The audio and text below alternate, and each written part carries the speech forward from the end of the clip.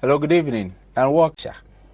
I will introduce them after break, but let me also remind you that we are live on Facebook, Cafdil Cape Coast, and also on YouTube, Cafdil EDU. Stay tuned, we'll be right back.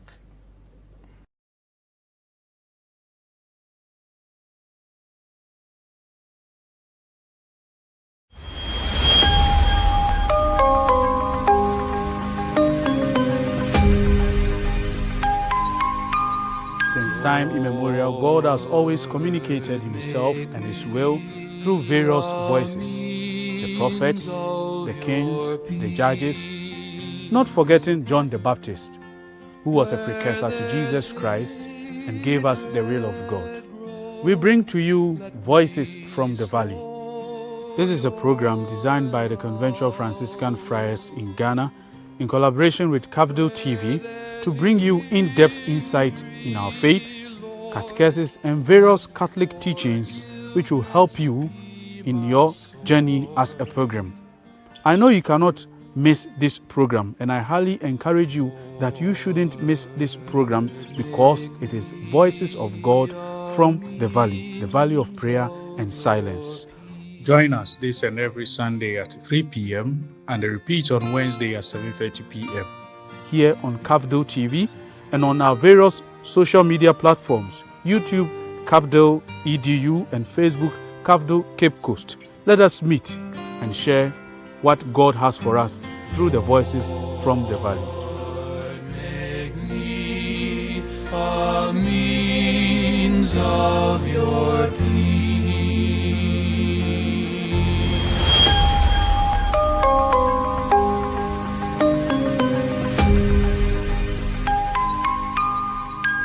Welcome back. If you just join us, this is Cafdil Healthcare on Cafdil Television. My name is Kojo Arthur. And so we're going to talk about, just as what I've said already, 29th day of October is here marked as World Stroke Day. And we've seen people who have been affected with stroke. We've heard stroke, but how well do we understand? That is exactly what we're going to talk about. I have with me Kelvin Denanyo. He is a resident in internal medicine, Cape Coast Teaching Hospital. Welcome. Thank you. You look good anyway. Then Alberta Edienu. She's a medical doctor, Cape Coast Teaching Hospital. Welcome. Thank you. You are too happy. Then also Jonas Akufo Osei is also medical doctor, Cape Coast Teaching. A lot of lives in Ghana and the world at large. So the theme is every minute count, act fast to save a life. So is it rampant in your setting? I mean, at your facility? Yes, it's very common. I mean, stroke is one of the leading causes of mortality in Ghana. And almost every day we are having patients coming into the emergency with stroke.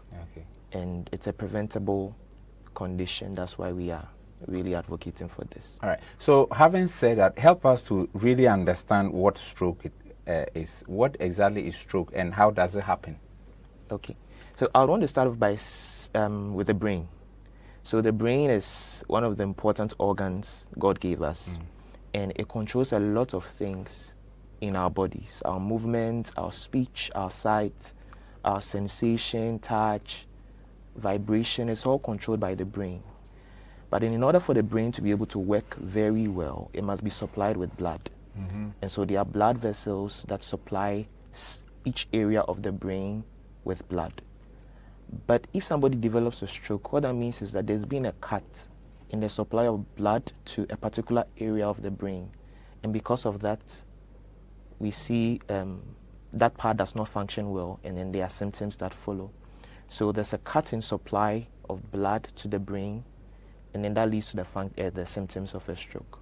The cut can either be due to a blood vessel being blocked with a blood clot, or the vessel actually rupturing. So basically when we talk about a stroke, what we are trying to say is that your brain or certain parts of your brain is not receiving enough blood, which contains oxygen, nutrients, and therefore it's not functioning properly. And if care is not taken, and so what could possibly cause the rupture of the... Okay, So that is sending us into the risk factors. But I would want to pass okay, on. so okay, yeah, if it falls under the risk factor, then I'll come Yes, to risk factor yes, later. yes, Let yes, me come yes. to Alberta. Do we have types of strokes, and Yeah. if we have, what are they?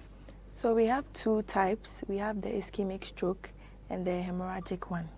So the ischemic one has to do with if there is the vessel, as he mentioned, supplying a part of the brain, it's clogged up with a clot.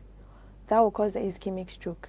And then if there is hemorrhagic stroke, the vessel ruptures. So the blood supply is not lenient anymore. The blood will seep around where the rupture happened, and then it will cut off the blood supply. So which of the two is common The in most our common setting? one in our setting is the ischemic stroke. That one is very common. Oh, okay. That's what you always see. Most of the times, yeah. It causes death, eh? Well, the hemorrhagic one is more fatal than the ischemic one. So far, based on what I've seen, even from my experience, I've seen that the hemorrhagic one has killed more compared to the ischemic. And with the ischemic, if you present within what we call the window period, there is actually a way to remedy it. You can be given some medications to thin out the clot. The window period is the period where you can do something about it. Yes, Okay. within you should present as soon as possible. Studies will say less than 4.5 hours. You should have presented from the onset of the stroke. Hey. Yes, so that's how fast you have to be. If someone is coming from a 5-hour journey or 6-hour journey, by the time he gets there, everything is... Well, the window period would have elapsed, but then you can, you still have to get to the hospital. Cells. And But before you continue, pardon me, how many brain cells do we have? so actually there are several billions to Oh, yes. okay. Trillion. But, All right, because I was like, shocked Yes, when you hear millions of brain cells. Yeah, Oh, yeah. okay. So normally there are a lot of brain cells that are functioning within the body, but as with several brain cells dying within each minute, the collective functions of those parts of the brain that are dying will begin to get lost. So you would have the symptoms that come with stroke worsening with every delay that occurs after the onset of stroke. And that is the reason why we really emphasize that as soon as you start having the symptoms of a stroke, the only way as a patient or as a human you would identify that you're having a stroke is by the symptoms. And so once you recognize that these are the symptoms, and I would add it's for this reason that we are making this awareness. Once you realize or you recognize these symptoms, then you make preparations as soon as possible to get to the closest facility.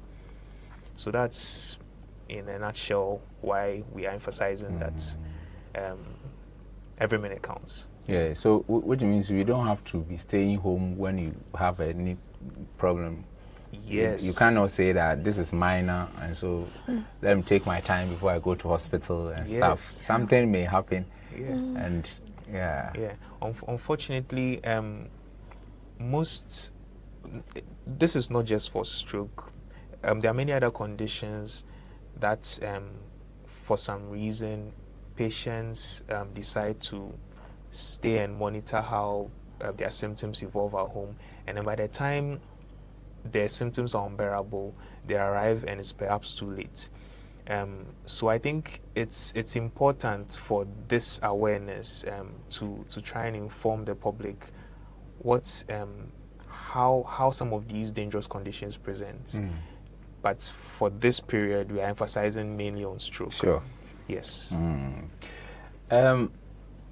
If you tell someone be fast, it's English, but you say it's acronym. Yes. What is the meaning? Yes, so BFAST is an acronym that we have established to help people easily remember the signs and symptoms of a stroke, Okay. and what to do when they recognize these signs and symptoms. See? So the B stands for balance. And so when someone gets a stroke, the person develops sudden onset or may develop sudden onset loss of balance. So B stands for balance. The E stands for the eye signs, where someone can have sudden loss of vision. So the person was seeing, and then just within a twinkle of an eye, cannot see clearly or has very blurred vision or even loss of vision. This sudden change in the eye can be attributed to a stroke. Yes. And then there's the F, which stands for face drooping, where you have one side of your face dropping because the muscles that help in control of the movements there are weak, because the brain, which is the control center, is not receiving blood. So you notice a face drooping, it could be a sign that you're having a stroke, so you don't need to delay at home.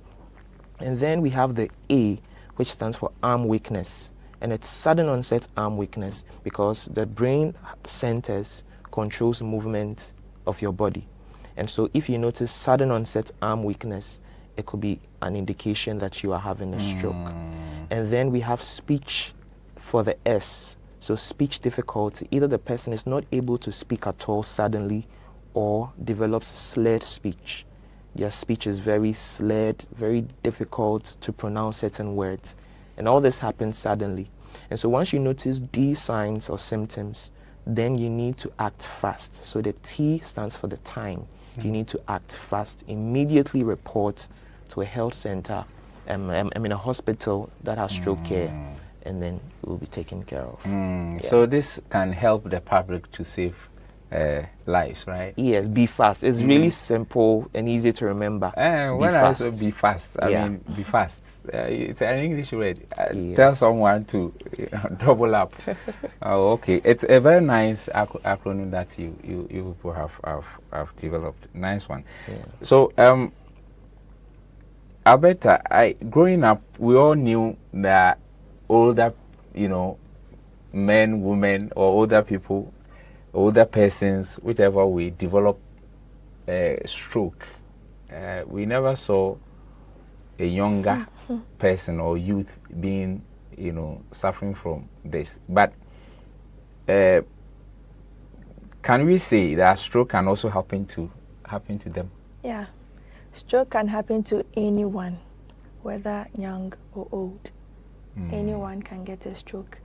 Provide the risk. That's why we said the risk factors. So once you have the risk factors for that stroke, no matter how old or young you are, you can get the stroke. So the risk factor will determine, yes, whether you will get it or not. Now, having mentioned risk factors, let's see the most common cause or the risk factors for stroke in Ghana. Let me come to you, Doc. What are they? So that as young as we are, as youth, in case we are living same lifestyle, we'll begin to change. What are the common ones that we have in Ghana? Okay. So we like to emphasize the risk factors that we can address when it comes to stroke. So the commonest risk factor for stroke in Ghana is hypertension. Hypertension means high blood pressure. When the pressure of your blood within your the vessels, it's too high. That is a very serious risk for stroke. Apart from hypertension, we have other risk factors, underlying risk factors that can predispose you to a stroke. Very strong risk factors, like diabetes mellitus. I knew very well that you were going to mention, because these people are twins. Anywhere you mention BP, you mention diabetes. Where they mention diabetes, blood pressure goes. Hey, these twins will be uncle in jail.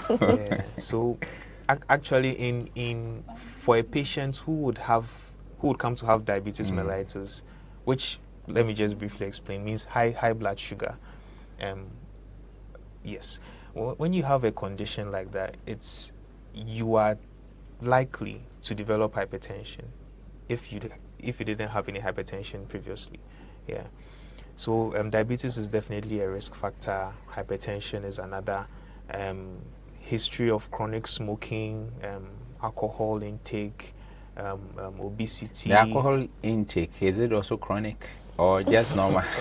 Because you made mention of chronic smoking. So smoking also goes with alcohol, just like diabetes and blood pressure. So I want to know whether the alcohol is also chronic. Yes. Like enough. We would also have the tendency to form clots. We would also have the tendency to form clots and also cause strokes. But on the grand scheme of things, the risk factors I mentioned earlier, hypertension and diabetes, obesity, smoking, alcoholism, these are the commonest risks that predispose us to strokes. So does that mean that stroke doesn't have the causes like malaria, for instance, where we say, what do you call it? Yes, entuntum causes malaria. We cannot say that stroke is caused by this, apart from the risk factors. It doesn't have the actual cause. So I would emphasize that the causes of, or the direct causes of strokes are what we mentioned: a clot in the vessels that supply the brain, or a bleed, or a rupture of those same vessels that supply the brain. But what are the activities, or what are the situations, what are the exposures, what are the risks that would have you virtually similar complications? So we always like to try and prevent them, yes, by addressing the risk factors. All right, so Albert, he made mention of high blood pressure. So how does that lead to stroke? So if you have high BP, it could increase the risk of the vessels in the brain rupturing. The vessels in the brain, very tiny vessels. So imagine a pipe with water flowing through it in a very high pressure. It can just rupture and then the water will leak out. So that's what can happen in your brain if your BPs are very high. Yes. So it's often, from my experience, even those who come with the strokes that are from hemorrhagic strokes, you realize that they had very high BPs. Yes. So that is basically it. I was going to ask what really, because we are not doing BP, I had wanted to ask that what really causes that BP that you always mention and stuff, but I may divert. Yes, also a whole different, yes, a whole thing on its own. So, but which means I have to make sure that we get to know what really causes the BP that always worries us. So, Doc, there are so many lifestyles that we live, especially the youth, and per the risk factors that he mentioned, which means we are at risk actually. And so if we change our lifestyle, certainly we can avoid this stroke. So what lifestyle changes can people make to reduce their stroke risk? Okay, thank you for the question. So I'll first of all say that they must understand very clearly what the risk factors are. And commonly in Ghana, it's hypertension and diabetes. Okay. Today's not a talk for hypertension, but then I would say that there are certain things that predispose you to developing high blood pressure, which is hypertension. So for example, old age. Okay, so if you are aging above 40, I mean you're not old at 40, but age above 40, and then you have to be really cautious about your BP values. You have to know where your values are, and if it's high, it must be controlled. Okay, and you can also be proactive about this. If you have a family history of a stroke or family history of hypertension or diabetes. You must know your values and then control them. Right? But the general lifestyle that I'll mention is sedentary lifestyle. When I say sedentary lifestyle, you are mostly physically inactive. It could be because of your work, or that is your general predisposition. So maybe generally somebody may be a banker or works in an office, sits for long, just takes few breaks to eat fast food, and all that will increase your risk of developing the hypertension and deep frying oils that they are used to make our food. I mean, for now, that shows that you have money, right? That's what people would think, especially if you have like central obesity or pot belly. You say that, oh, it's a sign of health. Pot belly is called what? Central obesity. Yes. But that actually is that the center of your body? I mean, people say it's a sign of wealth and you're doing well, of course. Who's covering away from now? But that increases your risk of developing hypertension, diabetes, and that increases your risk. So the lifestyle modification. So you don't have to live a sedentary lifestyle. You need to be careful of the food you eat, and then low salt diet. You need to take in healthy food, not too much processed food, sugary foods. You need to know your blood pressure. You need to know your blood sugar. And then if it's high, it must be controlled by a well-trained doctor. Are we all supposed to get the same level of the high blood pressure? The pressure, are we all supposed to get the same? So, for example, if you get 120/70, I should also get 120/70. All of us should get the same thing. Or will be more unya. So there's a range, okay? And even with high blood pressure, there are stages of high blood pressure. But today we are not really going deep into the high blood pressure. Yes, but then there are some people that have normal low blood pressures. That one is called constitutional hypotension.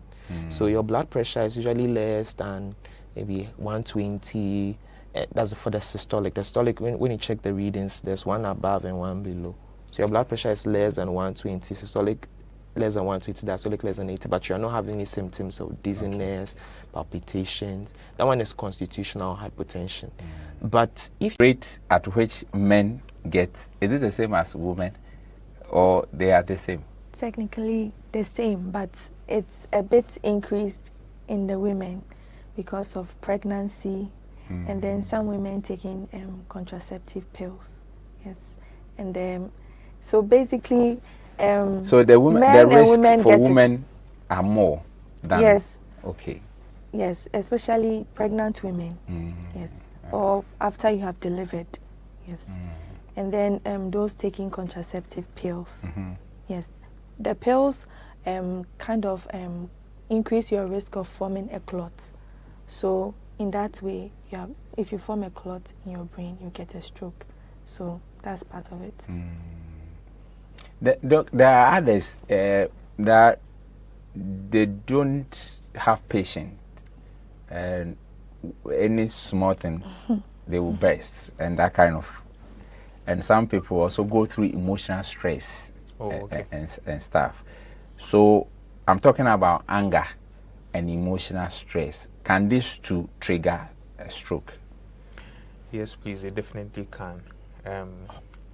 Emotional outbursts, particularly those that you mentioned, anger, emotional stress, sometimes even anxiety, can stimulate the body's fight and or flight mechanisms, and that can naturally increase your blood pressures. It's a natural bodily response, but we don't want that natural bodily response to be stimulated where it is not needed. So just to clarify, if there is absolutely no reason why you would need to have a high blood pressure, or you would need to necessarily have your fight or flight mechanisms activated. For example, there's an emergency or there's a danger for which you are supposed to escape from, or there's something that you need to respond physically to.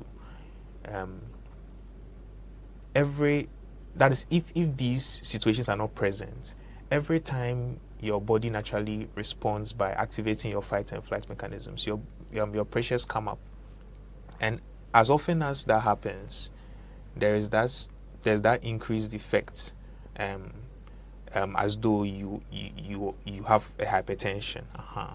So that is what we like to emphasize. If you are one who is quite easily triggered to be either angry or anxious, or have any form of emotional stress, we would need to address it by identifying what the source of that stress is and see how best to manage it. Because as long as that stress is present, that natural response is also going to be triggered as often as that stress is present, and that would lead to a hypertensive state. So yes, definitely stress, emotional issues can cause hypertension. Yeah. There are some people, when you tell them, somebody, your boss is looking for you, they be that kind of thing. You see, they will be panting and that kind. So said people, do we also say they are what do you call it, BP patient? Are they BP patient? But indeed, when you check their pressure, blood pressure, you see that it is high. Yes. Just mere fact that they've heard somebody is calling them, yes. or he heard that somebody that maybe he knew is dead, something has happened to some, then this thing will come up. Such person, is he a patient? I mean BP patient? So we wouldn't describe them as BP patients. We wouldn't describe them as hypertensive patients. You would only be called or described a hypertensive if you have a long-standing hypertension. Okay. But you can have the risk, which is what I think I want to put across. So someone who is easily, whose sympathomimetic system or sympathetic system, is easily triggered, is going to have a risk for hypertension, but wouldn't necessarily be described as a hypertensive. Usually, we used to measure hypertension using the values that we get when we see patients at the clinic. But we noticed that even that event of visiting the doctor at the clinic can bring up your pressure. For patients, for patients who are for patients who are anxious, easily anxious, and we have a term for that. That's white coat hypertension. So because of that, we have refined our means of diagnosing hypertension. We look at your base. I encourage you to go and follow us and share for your friends to also get this educative and informative topic that we are discussing. We're going for a short break. When we come back, we will talk about the emergency response and the support and recovery. Stay tuned. We'll be right back.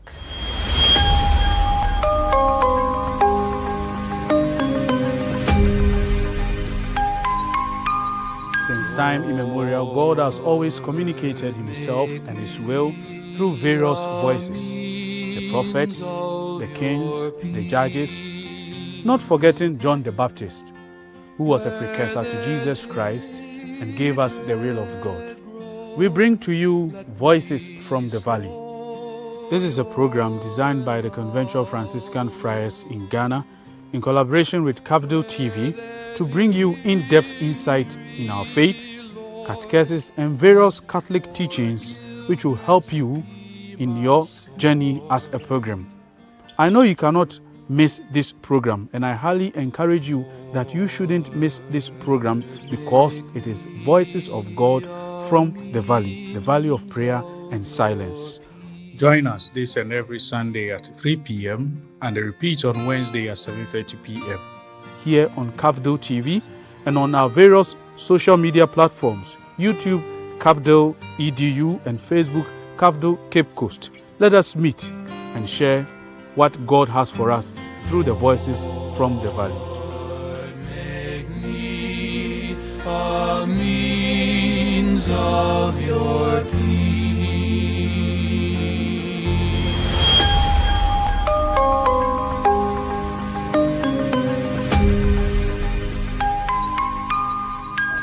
Welcome back. And if you just join us, this is Cafdil Healthcare on Cafdil TV, and we are discussing stroke because 29th October is World Stroke Day. Now, let me start again from you about the emergency response when such thing happens. And so, immediately, because normally it happens, it occurred in the house, right? It can occur anywhere. Anyway, but mostly it happens in the happens house. at home. So immediately when it happens, what? You are tipping towards the side, one side, depending on where the weakness is. So you notice that you've lost balance, you're unable to walk properly. You cannot even stand. You cannot even stand because that part is weak. Okay. Yes. All right. So you'd be able to tell. The person would tell you, maybe they'll say infante be an inside no wa jojo. Another one doing him when they notice that, then it's a sign that they're having a stroke or the slurred speech. So you notice all the signs and symptoms. You need to ask for by calling. It's like it's not coming properly. They are struggling with words. So the hearing aspect is not affected. So it depends. It may be affected. But generally, the Be Fast is an acronym that helps people to easily recognize some of the symptoms, the common symptoms of a stroke. Then the face drooping. The face drooping. How would you see the face? So you notice either one side of the face, the muscles are weak, so because of that, the person cannot even wrinkle their forehead, or you notice that their lips deviating to one side, their mouth is deviated to one side. Okay. And it happens suddenly. So they either have a mouth deviation to the left side or the right side. And then with drooling. It's not easy. Not easy at all. When you were there seeing this, come on. And they may be drooling as well. Saliva coming out uncontrollably from their mouth. So what should you just bring the person So once to you hospital? notice that the person is likely having a stroke, it's an emergency. The person must be in a hospital and must be taken care of. So you can call 112, the ambulance service, tell them that there's an emergency, you're suspecting a stroke, so they should come immediately. Or if you have the capacity to send the patient yourself, then you need to send the person immediately to a hospital that is well equipped to manage the stroke. Does that mean the ambulance, they will not take money? They will take money. They will take money. I ask it because if you have the capacity, maybe you're talking about in terms of money and stuff. So if the ambulance can take, maybe where the ambulance is and where you are calling that number, then you can, if you have the means, you can send the patient yourself. But because an emergency, every minute counts. But I think my colleague would have a lot to say about that. Okay. So the primary thing about the stroke is that there's a blockade in the blood supply, or there's a rupture of the blood vessel to your brain. So the problem is in your brain, and the problem in the brain must be fixed. And each moment that you delay, each minute that you delay, Dr. Jonas mentioned that you are losing up to 2 million brain cells. And if it goes on for a long time, the symptoms would worsen and may not be reversible. So delaying at home to do home remedies is actually going to do more harm than good. So the message is people must recognize that it's a medical emergency, that the patient must be sent immediately to a hospital. So no home remedies, no herbal medications, and then the goal is to send the patient immediately when the symptoms are noticed to the hospital. So how important is it to get to the hospital, or a hospital with CT or MRI scanner and stroke remedy care? Yes. So when the person gets to the hospital, the stroke diagnosis must be confirmed. even though the signs and symptoms would help us to know that you're having a stroke, it must be confirmed. And the only way we confirm it is with a head scan, i.e. the CT scan and the MRI. So even when the patient, immediately you have to send the patient to a hospital, but maybe there's no teaching hospital close by, it's a health center. They would still refer the patient to a center that can do the head scan to confirm the stroke. And then it's not only about confirming the stroke, it's about the intervention that the patient will receive when the diagnosis is confirmed. And that is by a trained neurologist or a neurosurgeon. So it is not just a general care that we would provide, but it's a specialist care that the patient must receive. That will help you more. Yes. For you to know.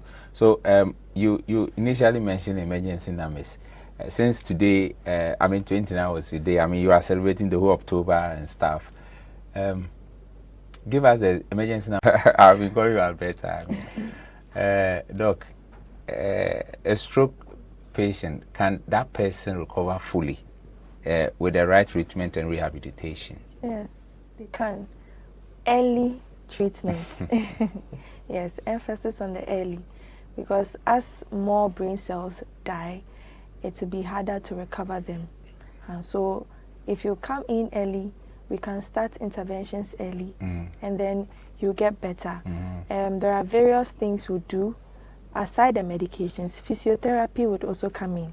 As we mentioned, some of the signs and symptoms, some are unable to speak. Some develop slurred speech, like they are drunk or something like that. They are speaking slowly, or it's like a child slurred speech. If when I was telling so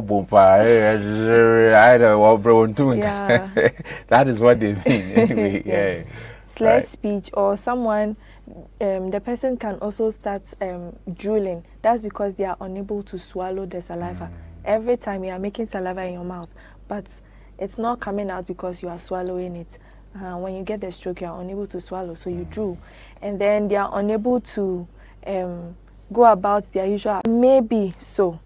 Or their stroke was very, like a very severe type of stroke. Maybe the vessel that was in, like a very severe type of stroke. Maybe the vessel that was involved was supplying a huge part of the brain. So you can't say that because the person did not come early, that's why. Different factors come into play. There are a lot of there are a lot of rehabilitations that you take them through. Which of them help the survivors most? I think all, because if you are on, some people can get depressed from the fact that they can't go back to work and do all the things they can do. So one patient, to him, the speech is more important, and that's what is making him depressed and will not make him heal faster. Another person too, he's a driver, so he needs to be able to move his hands faster than how he can talk. So that's what I'm trying to say.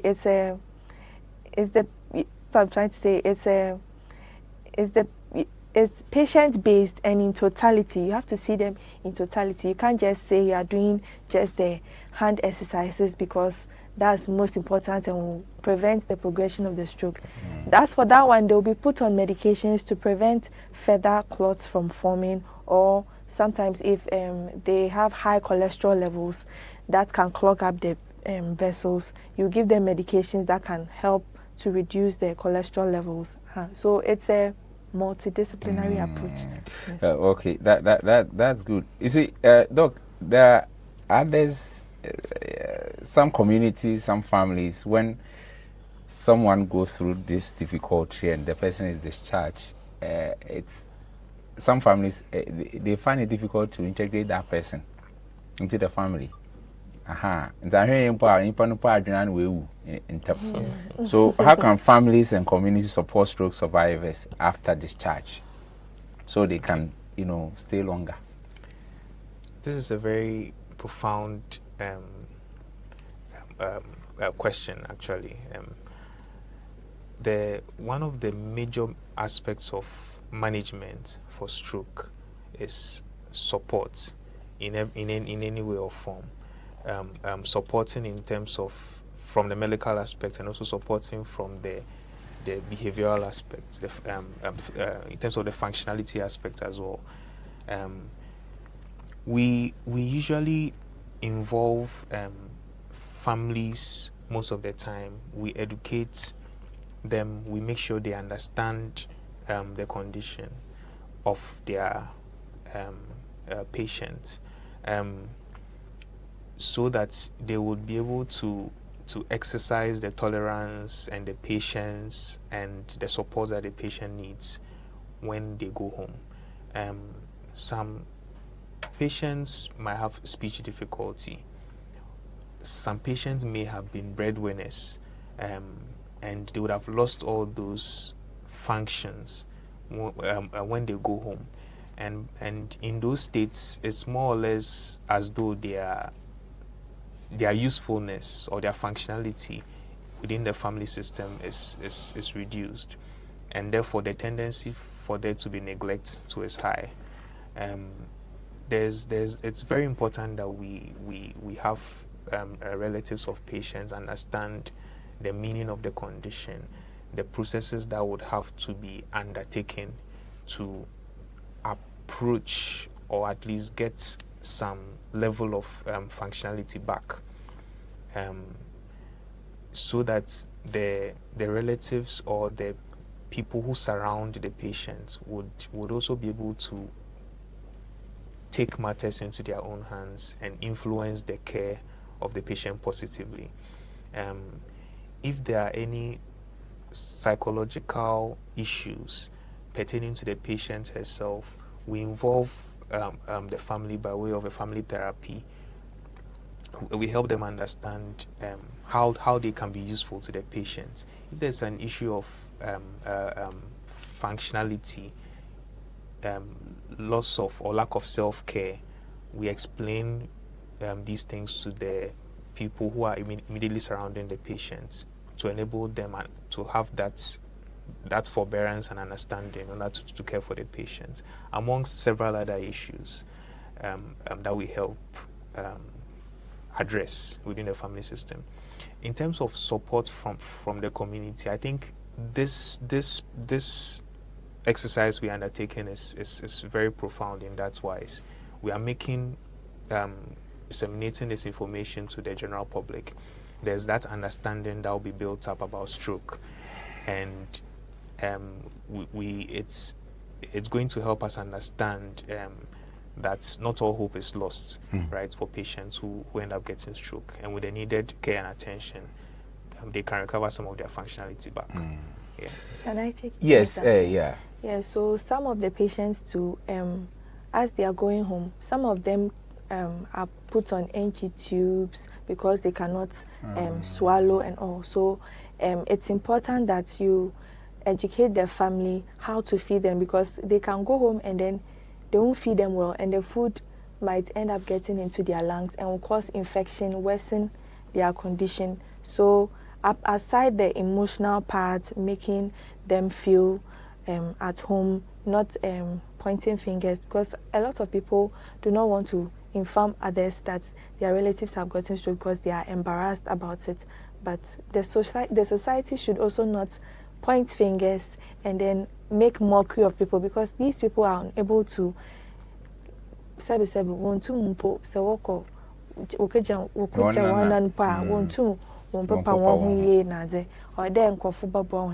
so if we make it like we all understand that it's something that has happened and we should accept this person into the society, I don't think people will be embarrassed to tell other relatives that this is what has happened, so come and contribute your quota into like how we can all help the person to come back into function. Me mobia ono oba back no so on didi onu munso because so didi no pedo sabi ojane nana onye obi mom one and on pede obejane na egu no ho odin. And after visiting that particular person, 3 days later I called them because I called no we mo na kasha fridge until you could see the hunger kill that person. I'm even emotional now. It was very sad anyway to hear that. But have you heard of myth? Certainly this will come with kind of myth Yeah. Have you heard of some that you would want to debunk? Yes. So one common myth is that stroke only affects old people. But that's not true, because we are seeing higher cases these days, even in young people. And by young, I mean anyone less than 40. Right. Yes. And another thing is, if you've had a stroke, you anyone less than 40 is a young. Hey, I say, you are not young. Yeah. But then, looking at the cutoff for stroke in a young, I'm only we use those that cutoff. And then some people also think that if you've had a stroke, you cannot get it again. The chicken pox. It's not like that at all. Actually, if you've had a stroke before, it increases your risk of having another stroke. So that's one myth that people must know. Oh, okay. Some people also think that linked to something spiritual. Witchcraft. Yeah, spiritual attack. Witchcraft, yes. But with that in mind, it actually paralyzes you from taking any steps that can help whoever is having the stroke. So don't want to debunk that. By the grace of God, we understand the things that cause a stroke, and God has made it possible for us to have interventions that can help people. We've been hearing this. If in fact our time is drawing nearer, but I have only few this thing that we can clear. We always hear. I don't know, because I'm going to talk about herbal medicine. I don't know. So herbal medicine and even normal massage, does it draw this thing stroke out? Okay, so I would want to emphasize that our practice has to do with should I say orthodox medical practices. I learned they've been integrated. Yes, so exactly. So that's the next thing I was going to mention. So now we have complementary and alternative medicine, which involves other therapies which are complementary to the orthodox therapies that we have. In terms of stroke management, strictly, the evidence favors medical and rehabilitation modalities of management of stroke more than any other avenues that exist elsewhere. Complementary and alternative medicines are coming up gradually, and I think in the country we have a few facilities that are actually establishing like robust herbal treatment departments. Yes. Okay, so that is your last word anyway. Our time is almost up, and so Dr. Alberta. Last word to the public. Okay, I would like to say that as I mentioned, stroke is management of stroke is multidisciplinary. So the family is very important in the recovery of the patient. And so everyone out there, if you know someone with stroke, do not laugh at them or make mockery of them. Support them in whatever way you can.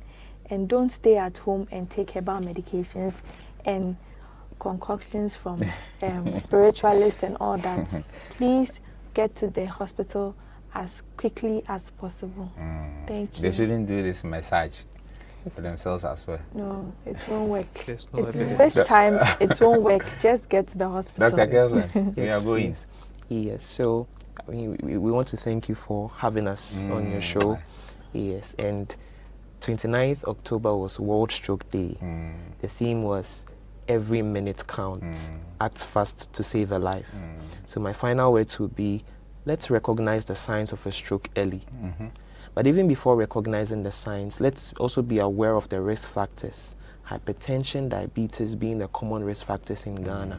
Chronic drinking. Yes, alcohol, smoking. Boys. Yo. Oh, how I drink. Yeah, sure. Until we have to understand this very well and then manage our lifestyles very well. But then once you recognize that you are having a stroke or someone is having a stroke, then it's time to act really fast. Be fast. Yes, Be fast. Those of us who like this salty fish, kako and the kobe, we have to be careful. Okay. Now, so this is where time will allow us to be with you. You heard Dr. Jonas Akufo Osei is a medical doctor, Cape Coast Teaching Hospital. Thanks for your time. Thank you. Dr. Kelvin Denanyo, Yes. a resident in internal medicine. Hey, what is that internal medicine? So I mean, it's internal medicine and therapeutics. So just to give you a clue, anything cardiology, neurology, nephrology, all the GGs. Yeah. Most of them. Cape Coast Teaching Hospital. And Dr. Alberta Adienu, medical doctor, Cape Coast Teaching Hospital. Thanks for your time. Thank you for watching. You too. Same time, my name is Kojo Arthur. Same time next week. Good night.